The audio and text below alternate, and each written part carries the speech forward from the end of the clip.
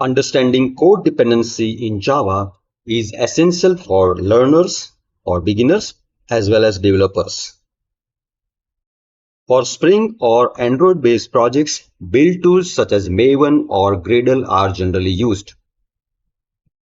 And these build tools provide way to specify type of dependencies in the configuration files. So in this video, we are going to understand difference between compile time dependency and runtime dependency that we write in Java projects. We'll also see that how we provide this dependency configuration in Maven and Gradle build tools. Watch this video till the end. I'm going to provide you a bonus tip at the end. So let's get started.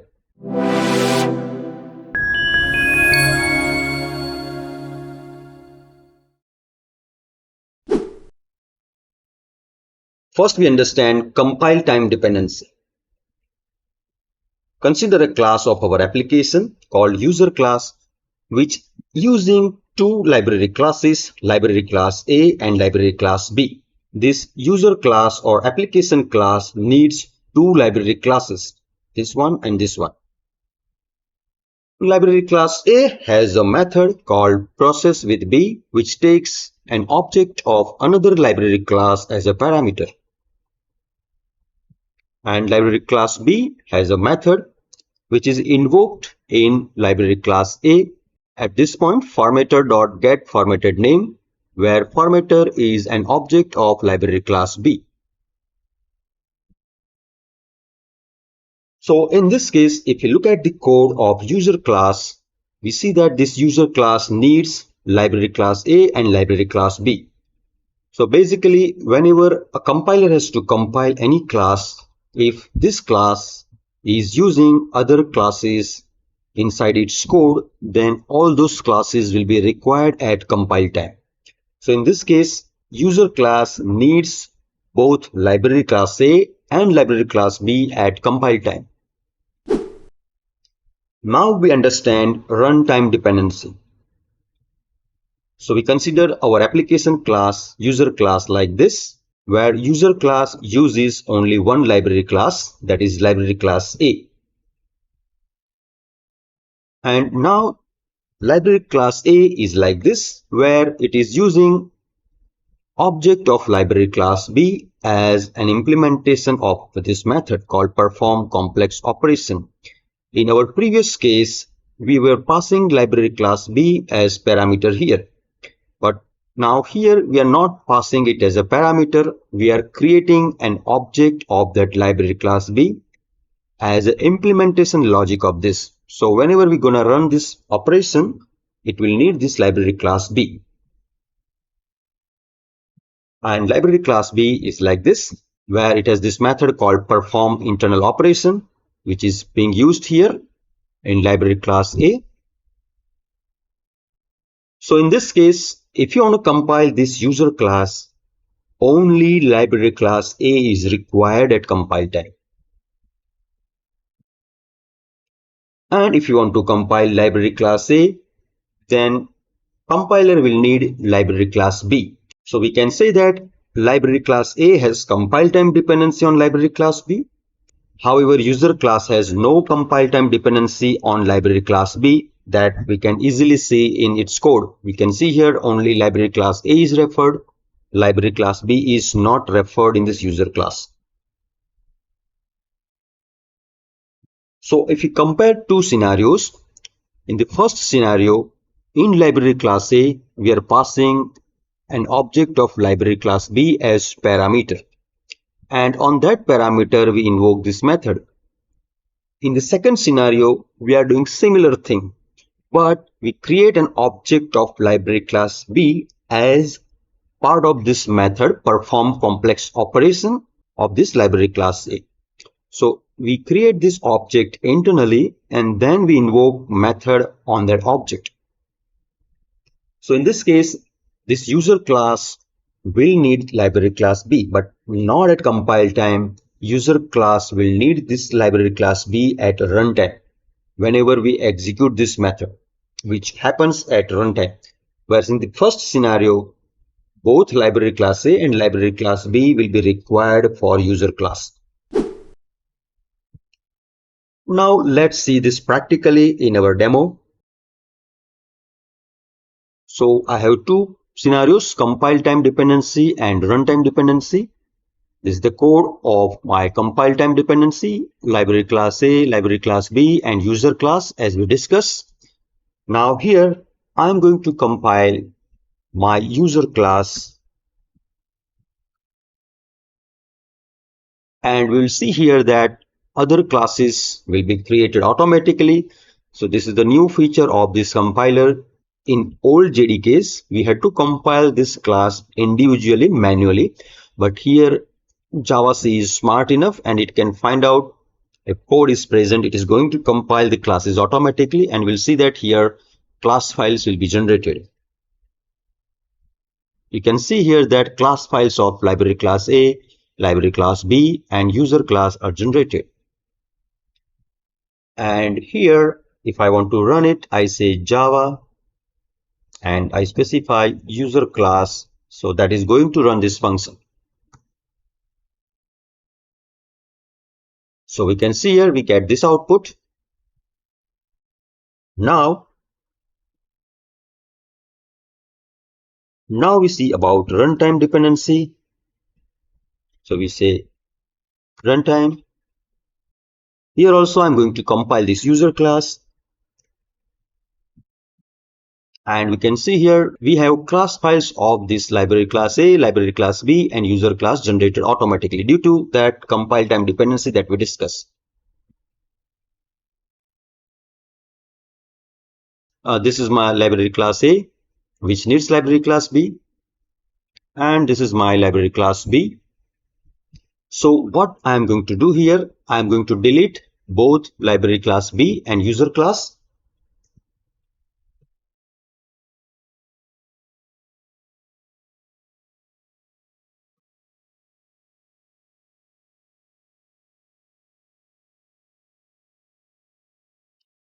So let's delete it one by one.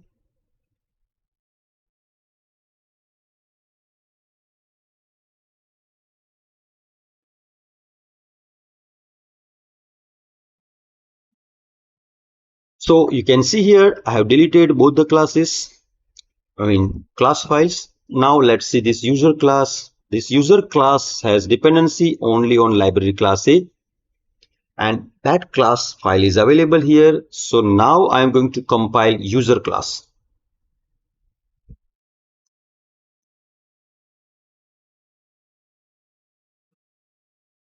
You can see that user class gets compiled successfully, and you observe that library class B was not compiled, that was not needed. But now what we'll see that if I run this user class, then we are going to get a runtime exception.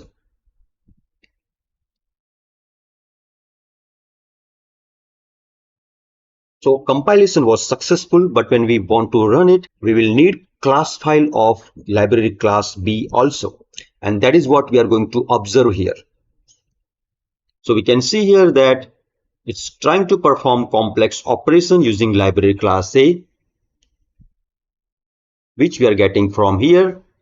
And then at runtime, object of library class B is to be created. But since library class B is not available, we can see here no class definition found error library class B.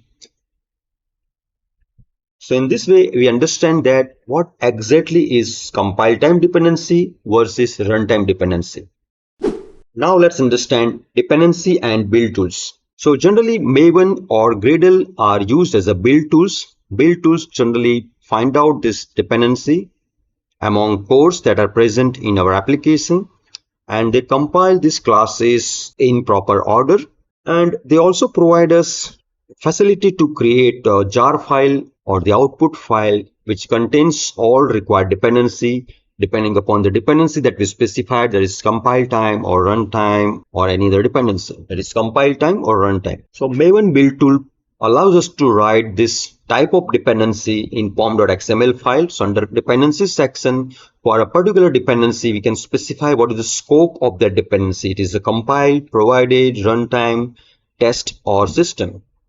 And in the same way, Gradle build tool also allows us to write that dependency configuration in build.gradle file.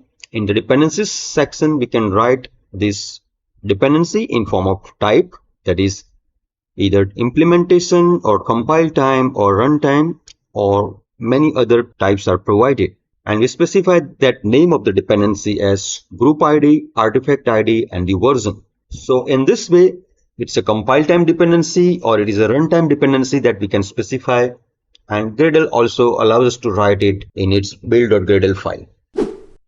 Now there is a bonus tip. So we understand that how we specify this dependency relationship in UML diagrams, which is very useful for software architect or software designer.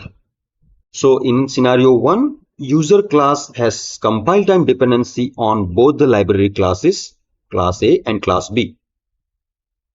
And library class A has a compile time dependency on library class B. Whereas in scenario number 2, user class has a compile time dependency on only library class A. And obvious library class A has compile time dependency on library class B.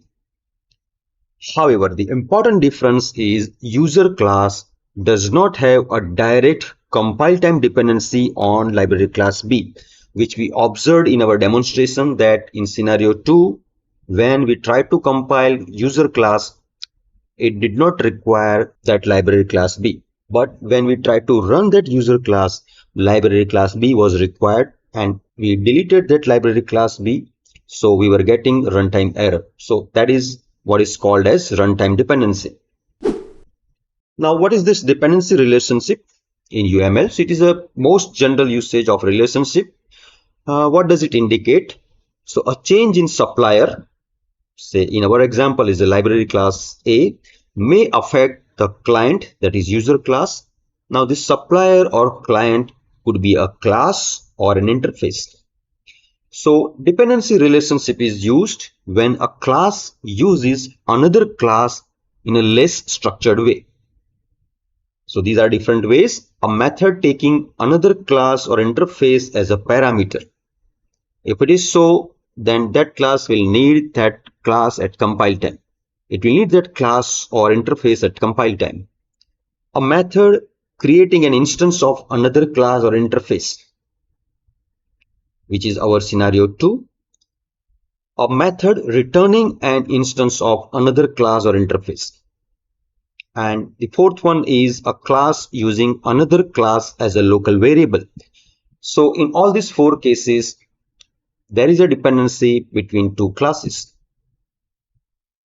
So if you represent these 2 scenarios in UML class diagram, it will be like this. The important point is that UML class diagrams, they represent static dependency. They do not represent runtime dependency. So basically they provide static view of a system. So in scenario 1, we can see that user class depends on library class A and library class B. And that depends relationship is from this client to supplier with this arrow with dotted line. In scenario number 2, user class depends on only library class A. And library class A in turn depends on library class B. But when we want to compile user class, we don't need library class B. That is what this diagram represents. So that's the difference between compile time dependency and runtime dependency. Hope you like this video. Let me know in the comment section how this video was useful to you. Thanks for watching and happy learning. We'll see you in the next video.